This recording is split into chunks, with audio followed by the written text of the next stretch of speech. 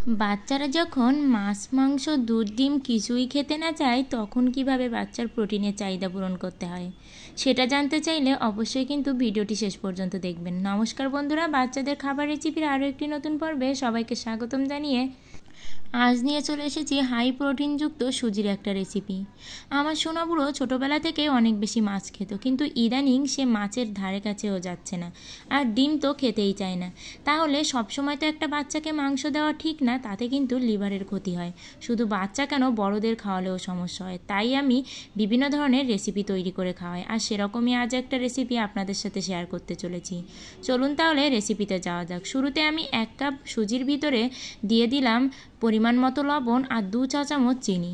লবণ আর চিনিটাকে ভালো করে সুজির সঙ্গে মিশিয়ে এর উপর দিয়ে দিলাম একটা মুরগির ডিম। আমি এখানে মুরগির ডিমটাই ব্যবহার করেছি, আপনারাও মুরগির ডিমটাই দেবেন, কারণ হাঁসের ডিম খাওয়ানো বাচ্চাদের জন্য ভালো নয়। এবার আমি এর ভিতরে আগে থেকে গরম করে রাখা দুধ দিয়ে দিলাম। আমি এখানে দুধ দিয়েই কিন্তু রেসিপিটা তৈরি করছি, আপনারা চাইলে দুধের পরিবর্তে জলও দিতে পারেন। তবে দুধ দেওয়াতে কিন্তু এটা বেশিই শক্তিশালী এবং বেশিই পুষ্টি সমৃদ্ধ, আবার বলতে পারেন অধিক পরিমাণে হাই প্রোটিনযুক্ত একটা খাবার তৈরি হবে। তাই তো আপনাদের বলবো যে যখনই আপনাদের বাচ্চা, বিশেষ করে 1 বছরের নিচের বয়সী বাচ্চাদের ক্ষেত্রে জল না দিয়ে আপনারা দুধ দিয়ে এই রেসিপিটা করবেন, আর 1 বছরের নিচের বয়সী বাচ্চাদের ক্ষেত্রে আপনারা জল দিয়েও এই রেসিপিটি করতে পারেন। এবার আমি সবগুলো উপকরণকে ভালো করে মাখিয়ে রেখে দেব। আর এই খাবারটি যতটা না আপনার বাচ্চাকে পুষ্টি দেবে, আপনার বাচ্চার মেধাশক্তি বৃদ্ধি করার পাশাপাশিও আপনার বাচ্চাকে কিন্তু শারীরিকভাবে অনেকটাই শক্তিশালী করবে। এছাড়াও যেসব মায়েরা বাচ্চার ওজন নিয়ে চিন্তিত, তাদের ক্ষেত্রে কিন্তু এই রেসিপিটি অনেক বেশি কার্যকরী।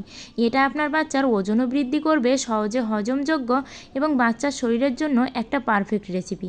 10 মিনিট পর দেখুন এটা কতটা বেশি ঘন হয়ে গেছে, কারণ সুজিগুলো কিন্তু একটু ফুলে উঠেছে। এবার আমি চুলাতে কড়াই বসিয়ে অল্প পরিমাণে তেল এই কড়াইয়ে ব্রাশ করে নেব। নিয়ে আমি এই হাতার 2 হাতা এর উপর দিয়ে ঠিক এভাবে আমি রুটির মতো গোল শেপ করে নেব। আর তেল ছাড়া এত দারুণ রেসিপি বাচ্চার জন্য এতটা স্বাস্থ্যকর, শুধু বাচ্চা নয়, এরকম রেসিপি কিন্তু আমরা বড়রাও খেতে পারি। এতে কিন্তু শরীর অনেক বেশি সুস্থ থাকে, শরীরে অনেক বেশি এনার্জি দেয়। তাই বলবো অবশ্যই আপনারা এরকম খাবার বাচ্চাদের জন্য খাওয়াবেন। আর এখানে আমার প্রিয় বন্ধুদের বলতে চাই, আমার ভিডিওগুলো ভালো লাগলে অবশ্যই লাইক করে কমেন্টে আপনাদের ব্যক্তিগত মতামত জানাবেন।